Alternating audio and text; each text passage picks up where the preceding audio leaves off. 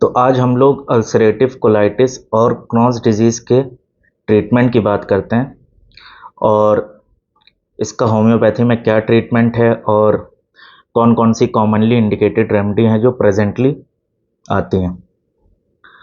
तो सबसे पहले हम बात करेंगे यूरेनियम नाइट्रिकम की। यूरेनियम नाइट्रिकम कब इंडिकेट होगी अल्सरेटिव कोलाइटिस या क्रॉन्स डिजीज़ में? अगर पेशेंट को प्रोफ्यूज यूरिनेशन है, साथ में पेशेंट को हाइपरग्लाइसीमिया है, पेशेंट डायबिटिक है, पेशेंट का शुगर लेवल बहुत ज़्यादा बढ़ा रहता है और पेशेंट ये कहता है कि बहुत ज़्यादा जलन रहती है, बहुत ज़्यादा बर्निंग रहती है, बर्निंग पेशेंट को बहुत ज़्यादा है और साथ में पेशेंट ये कहता है कि अगर हमने एक लुकमा भी कुछ खा लिया तो मेरे तुरंत ब्लोटेडनेस, पेट एकदम तन जाता है और गैस बन जाती है। अगर ये सारे सिम्टम के साथ किसी पेशेंट को अल्सरेटिव कोलाइटिस है, जो अल्सरेटिव कोलाइटिस के सिम्टम्स है वो तो प्रेजेंट रहेंगे और साथ में अगर ये पेशेंट सिम्टम्स हैं, हाइपरटेंशन भी इसमें इंक्लूड हो जाएगा। और यूरेनियम नाइट्रिकम का जो पेशेंट होता है बहुत हरीड होगा, बहुत जल्दबाज होगा और बहुत तेज़ी से उसका वज़न घट रहा होगा क्योंकि हैवी मेटल है ये। तो जो रेमेडी इंडिकेट होगी ऐसे कंडीशन में वो है यूरेनियम नाइट्रिकम। नेक्स्ट रेमेडी हम लोग देखते हैं, तो नेक्स्ट रेमेडी हो जाएगी muriatic acid. Muriatic acid pathologically बहुत सिमिलर है अल्सरेटिव कोलाइटिस के रेदर देन क्रॉन्स डिजीज़ के। तो अल्सरेटिव कोलाइटिस के ज़्यादा सिमिलर है लेकिन क्रॉन्स डिजीज़ में भी इसको दे सकते हैं। म्यूरियाटिक एसिड में सबसे पहले जो इसका क्लिनिकल इंडिकेशन है वो क्या है कि अगर कोई पेशेंट है वो अल्सरेटिव कोलाइटिस लेकर आया है, क्रॉन्स डिजीज़ लेकर आया है और उसकी हम जब टंग एग्जामिन करेंगे तो टंग का साइज़ देखेंगे वो एकदम सिकुड़ के छोटा हो जाएगा, मतलब 1/3 ऑफ टंग रह चुकी होगी, 25% बस बची होगी टंग, मतलब टंग की एट्रोफी हो जाएगी, टंग सिकुड़ जाएगी और पेशेंट बहुत ज़्यादा वीक हो चुका होगा, बहुत ज़्यादा प्रोफाउंड वीकनेस और डेबिलिटी रहेगी, यहाँ तक कि पेशेंट का जबड़ा ऐसे लटक जाएगा, मतलब पेशेंट का लगेगा कि उसको दिखेगा भी कि जबड़ा लटका हुआ और पेशेंट अपने आप को बेड से उठा नहीं पाएगा, इतनी ज़्यादा वीकनेस रहेगी। और साथ में पेशेंट को प्रोफ्यूज डायरिया रहेगा, प्रोफ्यूज वाटरी डायरिया के साथ पेशेंट को जो हीमरेज होगा, यहाँ पे हीमरेज ब्राइट रेड है सच नहीं रहेगा, डार्क और वाटरी टाइप में इसका जो हीमरेज होगा। और एक यहाँ पे और क्लिनिकल सिम्टम है म्यूरियाटिक एसिड का कि जब भी पेशेंट कहेगा कि हम स्टूल करने जाते हैं, लैट्रिन करने जाते हैं, उस समय हम जब भी पेशाब करने जाते हैं, यूरिनेट करने जाते हैं, उस समय हम अपना स्टूल कंट्रोल नहीं कर पाते। पेशेंट कहेगा कि जैसे ही हम ताकत लगाते हैं यूरिनेशन के लिए और मेरे स्टूल होना ही होना इनवॉलेंट्री, हम उसको कंट्रोल नहीं कर सकते। तो अगर ये कॉम्बिनेशन ऑफ सिम्टम है तो जो रेमेडी इंडिकेट होगी म्यूरियाटिक एसिड। नेक्स्ट रेमेडी की हम बात करते हैं काली बाइक्रोमिकम। काली बाइक्रोमिकम का इंडिकेशन क्या है कि अगर कोई पेशेंट है उसको अल्सरेटिव कोलाइटिस या क्रॉन्स डिजीज है और अगर पेशेंट को क्रेविंग है अल्कोहल की और सार थिंग की, एसिड्स की, मतलब पेशेंट को खट्टी चीज़ें, कड़वी चीज़ें खाने का मन हो रहा है बहुत ज़्यादा और साथ में अल्कोहल की क्रेविंग हो रही, ये जो अल्सरेटिव कोलाइटिस प्रेजेंट है उसके साथ में, और पेशेंट ये कह रहा है कि खाना खाने के बाद, कुछ भी खाने के बाद, स्पेशली खाना खाने के बाद या जो उसको क्रेविंग हो रही है वो करने के बाद पेशेंट के स्टमक के या इंटेस्टाइन के सिम्टम्स में आराम मिल जाता है, ये अनयूजुअल है। और पेशेंट ये कहता है कि उसमें आराम तो मिल जाता है लेकिन फिर मेरे पूरे बदन में दर्द स्टार्ट हो जाता है, जॉइंट्स में दर्द स्टार्ट हो जाता है, मसल्स में दर्द स्टार्ट हो जाता है, shoulder pain, thigh pain, lumbar pain, tibia region में पेन, ये सारे पेन स्टार्ट हो जाते हैं, रियूमेटिक पेन बेसिकली हम कह सकते हैं।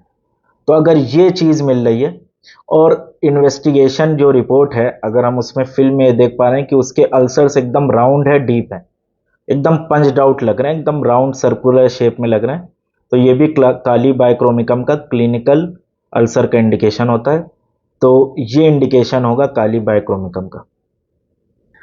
नेक्स्ट रेमेडी की हम बात करते हैं सल्फ्यूरिक एसिड।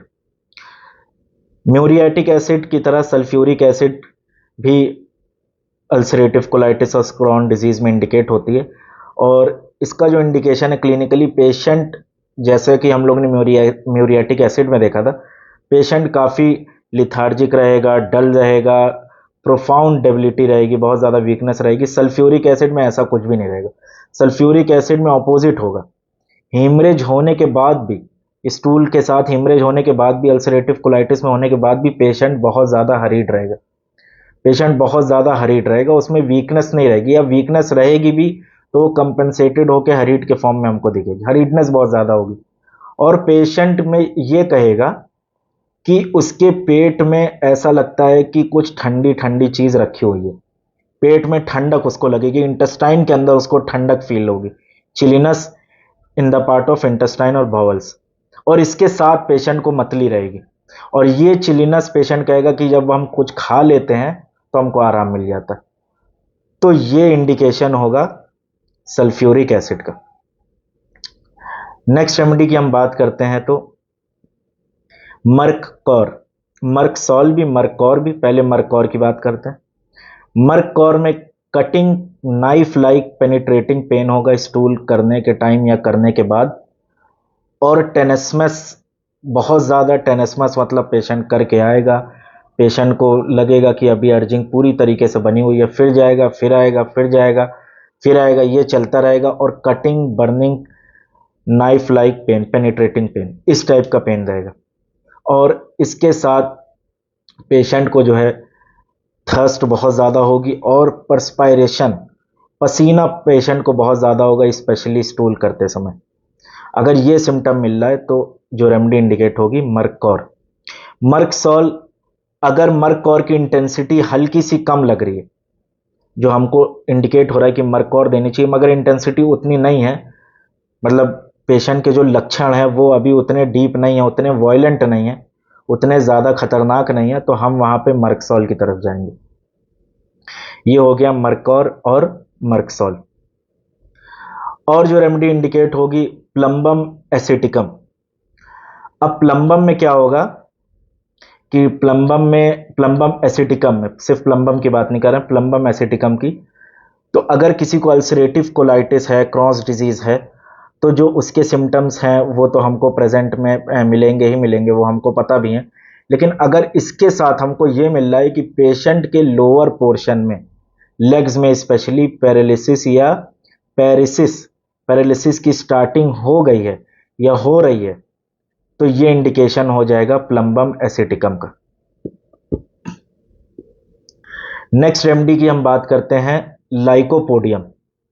लाइकोपोडियम का इंडिकेशन भी अल्सरेटिव कोलाइटिस और क्रॉन्स डिजीज में होता है, लेकिन यहाँ पे ये मोर हम इसमें मेंटल्स देखते हैं कॉन्स्टिट्यूशनली। अगर हम देंगे और भी रेमेडीज जो हमने बताई हैं वो भी हम कॉन्स्टिट्यूशन मैच करना ही करना है, केस टेकिंग कंपलसरी एकदम। और लाइकोपोडियम का इंडिकेशन ये होगा कि पेशेंट को अल्सरेटिव कोलाइटिस है, क्रॉन्स डिजीज है, इसके साथ पेशेंट को strong desire for warm eating या वार्म ड्रिंक्स होगा। जनरली ऐसा नहीं होना चाहिए कि ऐसी कंडीशन में पेशेंट, क्योंकि बर्निंग होती है अल्सरेटिव कोलाइटिस में और इसमें, लेकिन पेशेंट को उसके बावजूद वार्म ड्रिंक और वार्म फूड की डिजायर होगी। और फ्लैचुलेंसी, गैस बनना, ब्लोटेडनेस और एम्प्टी फीलिंग 4 PM पे, तो ये सारी चीज़ें अगर हमको मिल रही हैं तो ये इंडिकेशन होगा लाइकोपोडियम में। और लाइकोपोडियम में लोअर पार्ट में स्वेलिंग रहेगी, पैर में, एंकल्स में, फीट के अराउंड में एडिमा रहेगा। और अगर हम अपर पोर्शन ऑफ बॉडी देखेंगे, आर्म्स और चेस्ट रीजन, एब्डोमेन रीजन, तो वहाँ पे हमको इमैसिएशन, पेशेंट पतला दिखेगा। तो ये हो गया लाइकोपोडियम का इंडिकेशन। तो ये कुछ रेमेडीज थी जो हमने अल्सरेटिव कोलाइटिस और क्रॉन्स डिजीज में बताई हैं।